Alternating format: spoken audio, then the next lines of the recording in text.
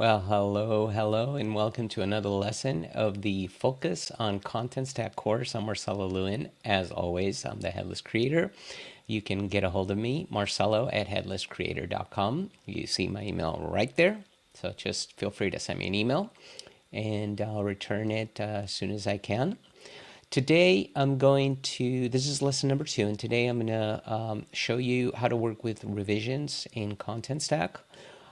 It's pretty easy. It's pretty automatic, but there are some things to be aware of, and I'll show you how to work with them. We'll pull some queries using GraphQL to see the revisions there, and we'll also pull some queries using the REST API.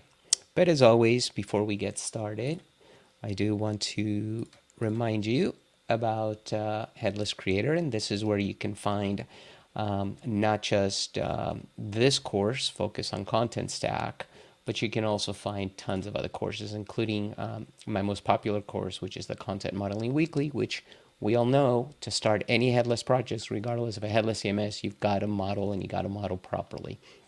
So feel free to sign up to the site. It's free registration. All the courses are free. We're supported by many industry supporters, so thank you to everybody. But definitely register for that. And then you'll be able to find this lesson in the Focus on Contentstack course, and you'll see it under authors and developers. So this is lesson number 2. Alrighty. Let me go ahead and remove that. So as always, feel free to reach out to me, send me an email. And as you know how this process goes, what we're going to do now is we're going to restart this for the on-demand version, which will be a very nice clean version with just the intro and none of this marketing stuff. So remember to follow me everywhere on the social medias at Headless Creator. And like I said, register to the site, www.headlesscreator.com. All right, let's restart this, and I'll see you in just 1 minute.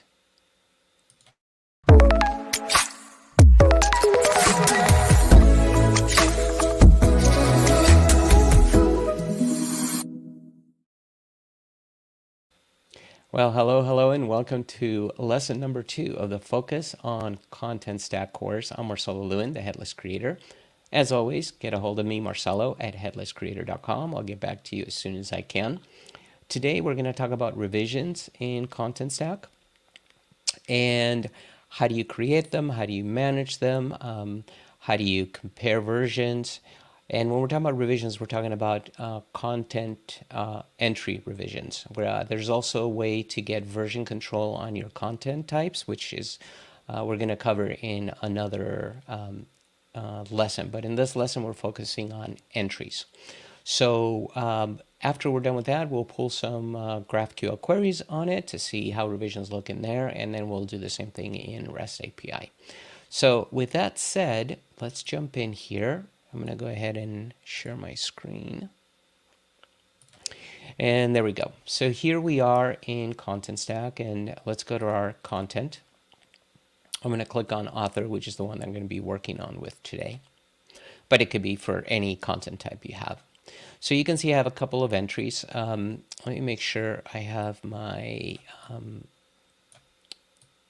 script here, because I want to make sure I cover everything I'm supposed to cover today. Here we go. Alrighty. So let's make sure we start with, okay, so first of all, what are revisions or version control?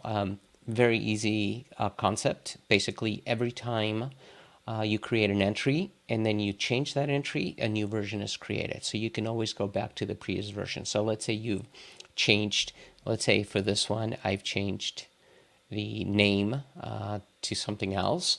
And for some reason that is incorrect, you can go back to the previous version, which keeps a Contentstack will keep a copy of previous versions.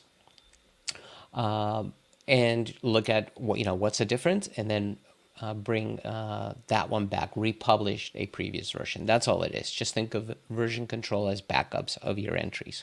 It does this for all your content types. So this isn't really neat. So how do you create new versions or new revisions? You don't. You just create them. It's created automatically by clicking on save. So whenever I click on save here, you can see I'm on version 23 right there. And this is where you can see the version number. Let me move this here to make sure people can see this. So you can see the version number right there. If I click on publish right now, you're going to see that version 23 remains the same. Click on publish.